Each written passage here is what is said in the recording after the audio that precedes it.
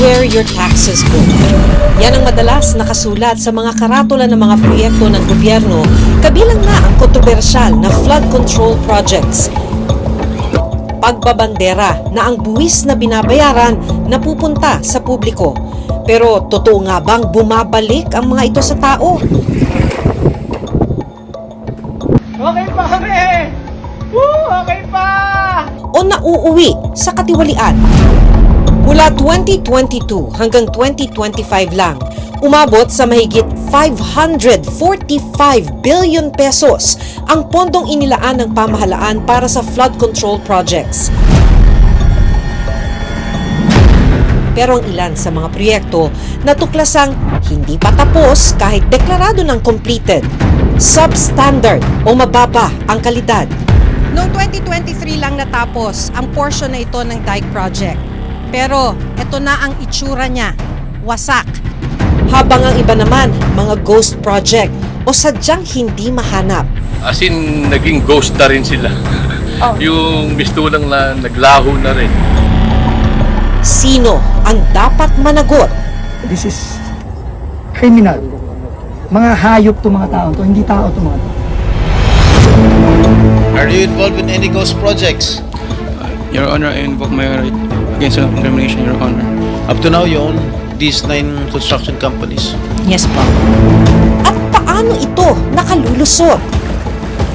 Magsuri, magtanong, magbantay. Dahil ang bawat sentimo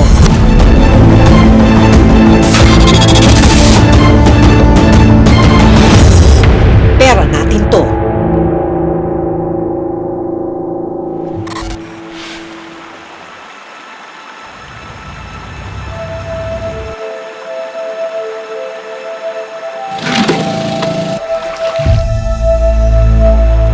Sa Bulacan matatagpuan ang pinakamaraming flood control projects na ipinatupad ng Department of Public Works and Highways o DPWH.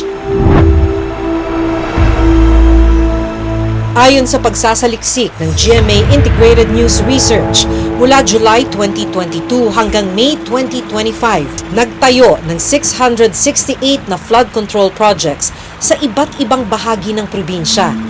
Ang kabuuang halaga nito, 43.7 billion pesos. Sa official website ng Sumbong sa Pangulo, makikita na ang pinakamahal na flood control project sa Bulacan matatagpuan sa 3 barangay ng Balagtas, Bulacan. Ang mga barangay ng San Juan, Wawa at Panginay.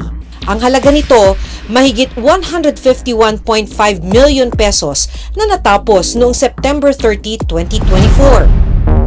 Gamit ang coordinates na nakalagay sa website, pinuntahan ng Reporter's Notebook ang proyekto. Nakalista sa Sumbong sa Pangulo website ang nasa 151 million peso flood mitigation project na pakikinabangan dapat ng 3 barangay. Kung hahanapin ito base sa coordinates na nakalista sa website, dito ka sa Barangay Burol idadala. Pero kahit na lakarin mo hanggang dulo ng kalsadang ito, wala kang makikita ni isang piraso na flood control project. Dahil hindi makita ang proyektong nakalagay sa coordinates na nasa website, binaybay namin ang Barangay Panginay.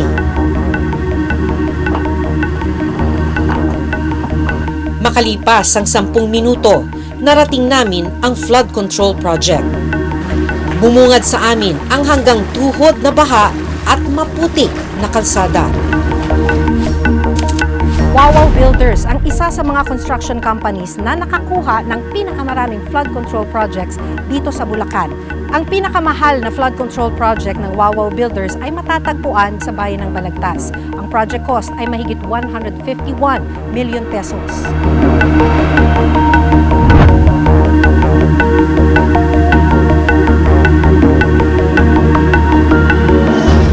Sa dokumentong nakuha ng Reporter's Notebook mula sa DPWH, Bulacan 1st District Engineering Office, nakasaad na April 23, 2024, sinimulan ng construction of flood control structures sa Barangay San Juan, Wawa at Panginay, Balagtas, Bulacan.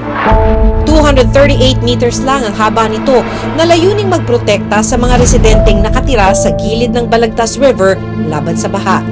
Pero kapansin-pansin na kasalukuyang ginagawa ang ilang bahagi ng proyekto sa Barangay Panginay. Nagkaroon daw ng structural damages ang proyekto dahil sa mga nagdaang bagyo. Wala rin daw dagdag gasto sa gobyerno dahil sakop pa ng warranty ang proyekto. Sa nakuha naming dokumento, Wawaw Builders ang contractor ng flood control project na ito. Kabilang ang Wawaw Builders sa top 15 contractors na nakatanggap ng pinakamaraming flood control project mula sa DPWH ayon sa sumbong sa Pangulo website. Ang halaga nito mahigit 4.3 billion pesos. I now declare this hearing officially open. Pero sa pagdinig sa Senado kamakailan, 85 projects ang nakuha ng Wawaw na nagkakahalaga ng 5.9 billion pesos ayon kay dating DPWH Secretary Manuel Bonoan. Magkano ang in-award dito sa sa Wawaw? Wawaw Builders had 85 projects amounting to 5,971,000,000. Kabilang ang bayan ng Balagtas sa mga flood-prone area sa Bulacan. Pero ang inaasahan nilang proteksyon laban sa pagbaha, tila hindi raw naging epektibo. Sa katunayan, nito lang nagdaang bagyong Krising, Dante at Emong, lumubog ang ilang lugar sa Balagtas. Kumusta naman ang baha dito sa lugar niyo, ma'am? Parang lalo din pong lumala kaysa yung noon eh. Mula nung may ganito, mas lalong nalala yung tubig dito, lumaki pa lalo. Gaano kahalalim? Dati, hanggang saan lang? Dito lang. So hanggang dito lang. Pag Ngayon, lumaki yung tubig, hanggang dito na. umaabot na sa halos sa bewang. Hindi nangyayari dati yan. Hindi. Di ba ang dami na rito? Flood control project. Ang mahal pa, nagastosan na ng flood control project. Effective po ba? Hindi po. Siguro, kung matapos, sakaling makokontrol yung tubig. Eh, kaso parang wala pa, tagal-tagal na po. Tagal na po kami nagtitiis sa ganyang kalagayan. Matagal na ring problema ang pagtaas ng tubig sa bayan ng Hagonoy, dulot ng high tide na pinapalala pa ng pag-ulan. Kaya ang mga guro at estudyante ng Hagonoy East Central School araw-araw nagtitiis sa mga classroom na unti-unti nang pinalulubog ng tubig. 6 na mga school buildings, yung inabandona na, hindi na ginagamit, sana ay may 20 classrooms ito na nagagamit pa ng mga estudyante. Pero dahil hindi na nga nawawala yung tubig ba, hindi na magamit. Katunayan, ang sabi ng mga teacher dito, kung tayo lalakad sa bandang gitna ng tubig na to, aabot yung tubig hanggang sa bewang. Lubog din sa tubig ang barangay na San Agustin. Natalukoyan pong sakripisyo ng mga tao dito sa Hagonoy. Dito po kakaraniwan po talaga hanggang dito yan. Kaya lang po ngayon bumababa na because of naglo-low tide na siya ng time na to. Pero kanina po mataas talaga yung tubig high tide. Gano'ng mataas na yun? Kanina po dito.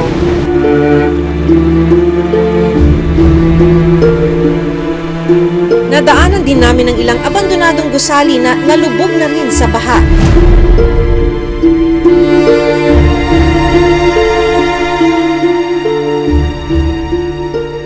Sa website ng Sumbong sa Pangulo, makikita na may ipinatayong proyekto rin sa Barangay San Agustin sa Hagonoy laban sa pagbaha.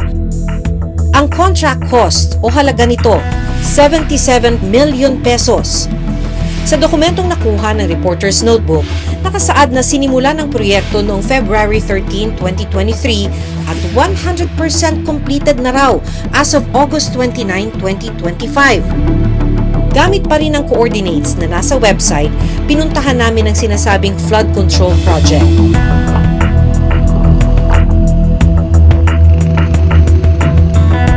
Nang marating namin ang itinuturong lokasyon ng mapa, narating namin ang isang ilog, pero wala kaming nakitang flood control project. At ang contractor ng proyekto, kapareho ng proyekto sa Balagtas, ang Wawaw Builders. Sa kabilang bahagi ng ilog, isang flood control project ang nakita ng aming team. Gamit ang coordinates na nasa website, natuklasan namin na ito ay ang flood mitigation structures along Barangay Santa Monica, Hagonoy, Bulacan. Ang halaga ng proyekto, mahigit 77 million pesos. Halos kapareho ng presyo ng proyekto sa San Agustin. Sa dokumento mula sa DPWH Bulacan, sinimulan ito noong February 13, 2023 at June 26, 2023 naman ang nadeklarang completion date. Pero ang ilan sa mga proyekto natuklasang hindi pa tapos, may mga bakal pa na nakausli at iniwan na nakatiwangwang. Hindi pa naman kumpleto kasi. Binabaha pa rin. Wawaw Builders din ang kontraktor ng flood control project. Nagpadala kami ng sulat at mensahe sa Wawaw Builders para kunan sila ng panik, pero hanggang ngayon, wala silang sagot sa amin. Pero sa pagdinig sa Senado, dumalo si Mark Alan Arevalo, ang owner ng Wawaw Builders. Nang tanungin siya tungkol sa mga sinasabing ghost project ng kanilang kumpanya, Familiar ka dito? Familiar ka, Mike? Hindi po, Your Honor. Hindi. Dahil, hindi ka nga talaga magiging familiar dahil ghost nga. Ang nakalagay dyan sa report, completed. Nakakubra ka na. Nabayaran ka na ng gobyerno. Ngayon ko hindi po nakita yung video, Your Honor. Oh, talaga di mo makikita dahil hindi mo naman alam. Kasi nga ghost. Your Honor, I invoke my right against self-incrimination, Your Honor. Tsaka identical ang presyo ha. 77 million, 77 million, 72 million, 72 million. Bakit ganon? Mr. Arevalo, kung 42 projects ito, 42 plunder cases ito eh. Nito lang September 4, nag-inspeksyon si bagong DPWH Secretary Vince Dizon sa isang flood control project sa Plaridel, Bulacan na idineklara ng 100% completed kahit na ongoing pa lang ang proyekto. This is criminal. Mga hayop to mga tao to, hindi tao to mga to. I will also order the perpetual lifetime blacklisting of Wawaw Builders from DPWH and all their possible affiliates. Probinsya ng Bulacan ang nakakuha ng pinakamaraming flood control projects, 668 projects na may kabuuang halaga na mahigit 43 billion pesos. Pero ilan sa mga proyektong ito ay hindi matagpuan o ghost projects. 27 kilometers mula sa Hagonoy, Bulacan, isa pang flood control project ang itinayo sa Barangay Piel, Baliwag City, Bulacan. Ang construction of reinforced concrete river wall sa Purok 4, Barangay Piel, Baliwag, Bulacan. Ang contract amount, 55.73 million pesos. February 25, 2025 ang date of effectivity at 100% completed na raw ito as of August 31, 2025. Pero nang puntahan, nawawala rin ang proyekto. Sa dokumento mula sa DPWH Bulacan, SYMS Construction Trading ang kontraktor ng project. Ayon sa isang opisyal ng barangay, nakipag-coordinate pa raw sa kanilang barangay ang construction company para sa pagtatayuan ng barracks ng mga trabahador. Pero hindi na raw sila bumalik. As in, naging ghost na rin sila. Yung mistulang na naglaho na rin. Kaya hindi lang sila ghost contractor. As in, multo. Talaga magugulat po kami dahil sila po nakipag-coordinate sa barangay muna.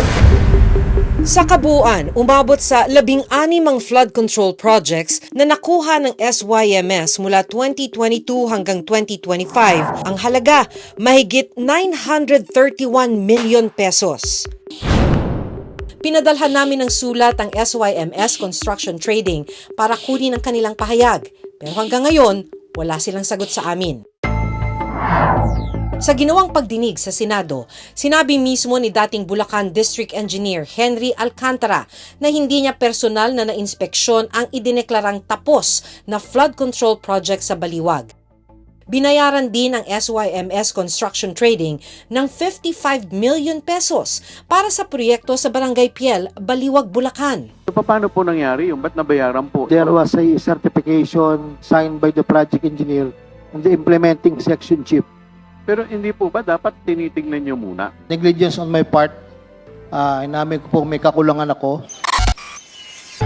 Kabilang din ang Oriental Mindoro sa may pinakamalaking flood control project na ipinatupad ng gobyerno batay sa contract cost. Sa kabuuan, umabot sa 139 ang bilang ng projects na nagkakahalaga ng mahigit 11 billion pesos ayon sa GMA Integrated News Research. Base sa website, 16 na flood control project ang itinayo sa bayan ng Bungabong, Oriental Mindoro. Tinungo namin ang isa sa mga proyekto sa Barangay San Isidro kasama ang governor ng probinsya. At ito ang tumambad sa amin. Pare, bakit nag-crack to? Kasi walang bakalong. Portion by portion. Pag gumagawa tayo niyan, pinagdudugtong para hindi naghihiwalay. Tsaka common sense ang tawag ko dyan. Hindi kinakailangan ng inhinyero para maintindihan yan. Paano nga naman daw hindi guguho yung dike? Substandard na nga raw yung pagkakagawa. Substandard pa yung mga materyales na ginamit. Tulad ng mga bakal na ito na napakanipis raw. Sa halip na 16 mm, 12 mm lang ang ginamit.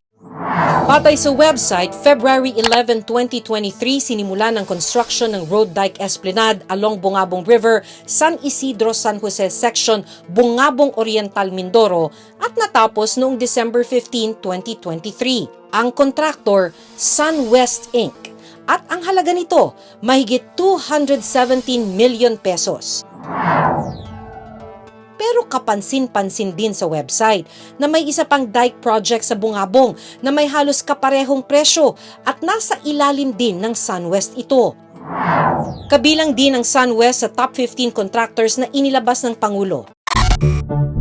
Sa bayan naman ng Nauhan, Oriental, Mindoro, matatagpuan ang 36 flood control projects batay pa rin sa website. May gumuhuring flood control rito. SunWest din ang contractor ng proyekto. Bakit sabi kong substandard? Ang cost, 561,000 per linear meter. Tapos ganun ang result. Batay sa SEC records ng kumpanya noong 2022, nakalista bilang isa sa mga incorporator si Elizalde Co. Si Elizalde Co ang nakaupong kinatawan ng Ako Bicol Party List at dating tumayong chairman ng Appropriations Committee sa mababang kapulungan mula July 2022 hanggang January 2025. Ito ang Primary Referral Committee para sa General Appropriations Bill. Lahat ng panukalang batas na may kinalaman sa paggastos ng pondo ng gobyerno ay dinadala muna sa komite. Minsan nang sinabi ni Ko na nag-divest na siya sa kanyang mga kumpanya. Hindi na bago ang pagkakasangkot ng SunWest Inc. o dating kilala bilang SunWest Construction and Development Corporation sa mga questionableng proyekto ng gobyerno. Katunayan, minsan nang pinuna ng Commission on Audit o COA sa kanilang report mula 2007 hanggang 2009 ang kumpanya dahil sa mga questionable umanong proyekto sa Albay. Ito ang Mariawa Anislag Road Project na kukonekta sana sa Daraga Albay at Legazpi City, Albay. Sa 28 million pesos na pondo na inilabas para sa road project na ito, meron namang konti na bahagi na simento. Pero hanggang dito lang at wala nang kasunod, hindi na madaraanan. 42 million pesos ang inilaan na pondo para sa road project na ito na kung tawagin ay Mariawa Mayon Road. Sa 42 million pesos na yan, dapat nakasimento na siya ng 1.76 kilometers. At ayon sa completion report ng DPWH ay 100% completed ang road project na ito. Pero ayon sa COA at makikita nyo naman, sa 1.76 kilometers na yan, 297 meters lamang ang nasimento. Umabot sa 79 flood control projects ang nakuha ng SunWest mula 2022 hanggang 2025 ayon sa ginawang pagsusuri ng GMA News Research. At ang kabuang halaga nito, mahigit 10.1 billion pesos. Nagpadala kami ng sulat at mensahe sa SunWest Inc. para kunan sila ng panig, pero hanggang ngayon, wala pa rin silang sagot. Pero sa isang statement, sinabi ng SunWest na sinisiguro nila na nananatiling reliable at resilient ang kanilang mga proyekto. Nitong Huwebes, sinabi ng tagapagsalita ng House of Representatives na nasa Amerika si Ko para sa medical treatment. Ang isa pang gumuhong dike sa Nauhan Oriental, Mindoro, gawa naman ng kontraktor na St. Timothy Construction Corporation, ayon kay Governor Dolor. Pagmamay-ari ng mag-asawang Cesara at Pacifico Discaya ang St. Timothy na kasama rin sa top contractors ng flood control projects. Sa kabuuan, umabot sa 105 ang flood control projects na nakuha ng St. Timothy mula 2022 hanggang 2025 sa buong bansa, ayon sa pagsusuri ng GMA Integrated News Research. Ang halaga nito, mahigit 7.3 billion pesos. Sa pagdinig sa Senado, lumabas na 9 kumpanya na umano'y pagmamay-ari at konektado sa mga diskaya. It is common knowledge that you own 9 companies, namely St. Gerard, St. Timothy, Alpha and Omega, Elite General Contractor and Development Corporation, St. Matthew, Great Pacific Builders, YPR General Contractor, Amethyst Horizon Builders, and Waymaker OPC. Yes po. Hanggang ngayon, Yes po. 2 sa mga kumpanyang ito pasok sa top 50 na listahan ng Pangulo na nakakuha ng pinakamaraming flood control projects sa DPWH. alam mo nakakapagtaka dahil kayo lagi nakakuha ng DPWH contracts ha. Sino ba talaga sa DPWH ang nagbibigay sa inyo listahan ng mga projects for bidding? Wala po akong knowledge po. Malinaw na nakasaad sa government procurement law na labag ang pagbibid ng mga kumpanyang pagmamay-ari ng iisang tao sa iisang proyekto. Marami po kaming sinasalihan na bidding. Susunod, paano nakakalusot na ganyan yung pare-pareho ang may-ari bidding for the same Ibig project? sabihin, kapag sumali sila, na alam nilang sila-sila rin yon, talagang may intention na silang dayain yung batas, diba?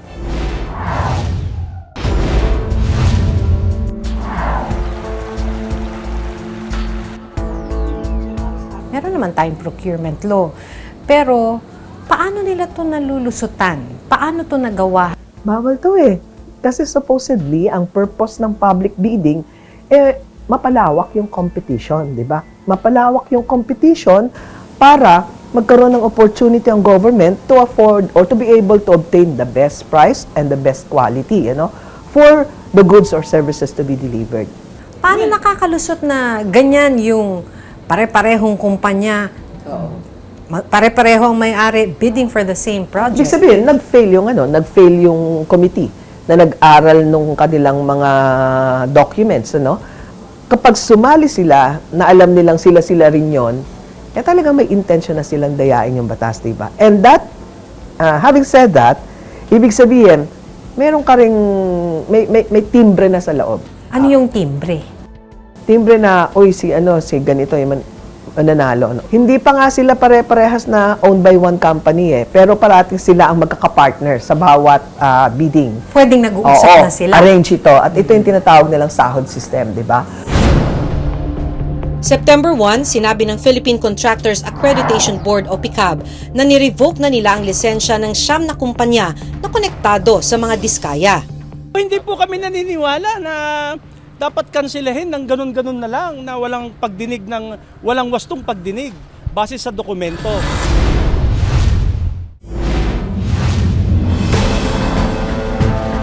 Malinaw na may sabwatan, kapabayaan at pagwaldas sa kaban ng bayan. Patunay, ang mga proyektong natuklasang inabandona, substandard at hindi mapakinabangan. Kaya dapat lang na may mapanagot sa sinasabing malawakang katiwalian. At habang nagpapakasasa sa yaman ang mga di umano'y sangkot sa korupsyon ng pamahalaan, Okay pa kami! Woo! Okay pa! taong bayan ang naghihirap at patuloy na nagdurusa. Hanggang sa susunod na Sabado, ako si Maki Pulido at ito ang Reporter's Notebook.